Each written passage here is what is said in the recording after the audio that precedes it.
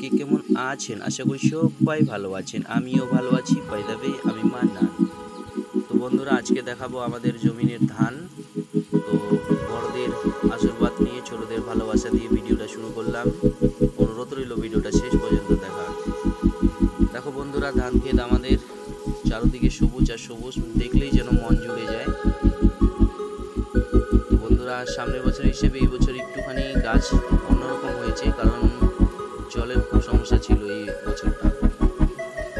তো বন্ধুরা, শেষ পর্যন্ত দেখবেন ভিডিওটা, অনুরোধ রইল দেখার। চারদিকে সবুজ আর সবুজ।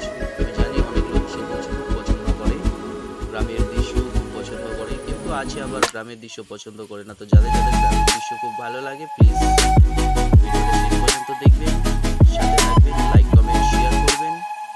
আশা করি ভিডিওটা খুব ভালো লাগবে আপনাদেরকে।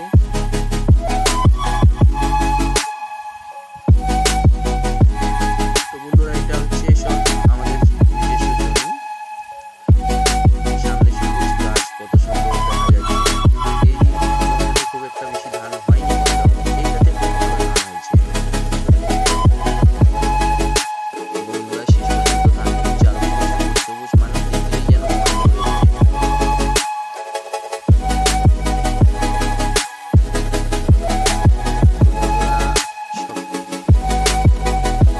পাশে থাকবে।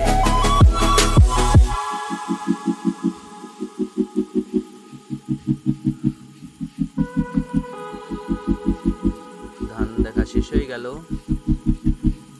এই যে আমাদের রাস্তা, এটা হচ্ছে আমাদের রাস্তা, মানে এই সিধা গেলে হচ্ছে ওইদিকে মেন রোড, আর পিছন পাচ্ছে হচ্ছে আমাদের বাড়ি।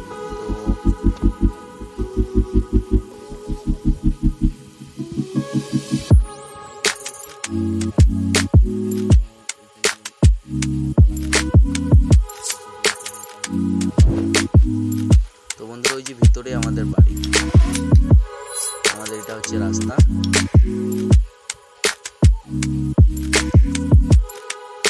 ভিডিওটা শেষ পর্যন্ত দেখুন বন্ধুরা, খুব ভালো লাগবে। আর যারা যারা ভিডিওটা দেখছেন, যদি আমার চ্যানেলে নতুন হয়ে থাকেন, প্লিজ চ্যানেলটাকে সাবস্ক্রাইব করে দিয়ে পাশে থাকুন। যারা যারা বড়, তো বন্ধুরা, পাহাড় দেখাবো এখন। খুব একটা ভালো করে দেখা যাচ্ছে না, কারণ আকাশের গতি ভালো নেই, কুয়াশা পড়েছে পাহাড়ের দিকে মনে হয়, তাও একটু একটু বোঝা যাচ্ছে। আমাদের বাড়ি থেকে পাহাড় একদম কাছেই বন্ধুরা, মোটামুটি আমাদের বাড়ি থেকে বাইক নিয়ে গেলে 15 মিনিট 20 মিনিটে পাহাড় পেয়ে যাওয়া যায়। ভালো করে দেখা যাচ্ছে না, একটু জুম করলাম, তাও ভালো করে দেখা যাচ্ছে না, কারণ আকাশ তার জন্য। তো বন্ধুরা, আশা করি ভিডিওটা শেষ পর্যন্ত দেখবেন। আবারও বলছি, যদি আমার চ্যানেলে নতুন হয়ে থাকেন, প্লিজ চ্যানেলটা সাবস্ক্রাইব করে দিন।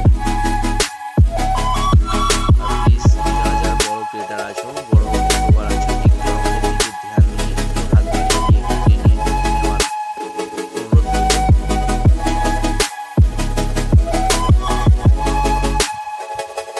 এটা হচ্ছে আমাদের সুপারি বাগান। সুপারি বাগানের নিচে, মানে প্রথমে চা গাছ লাগিয়েছিলাম, তারপরে সুপারি বাগানের পরে দিয়েছি।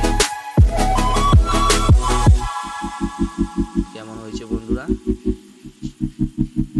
চা বাগানের মাঝখানে সুপারি গাছ, একটু কমেন্টে জানাবেন। তো বন্ধুরা, ভিডিওটা শেষ করছি। প্লিজ চ্যানেলটা সাবস্ক্রাইব করে দিয়ে বেল আইকনটা অন করে পাশে থাকুন বন্ধুরা। টাটা।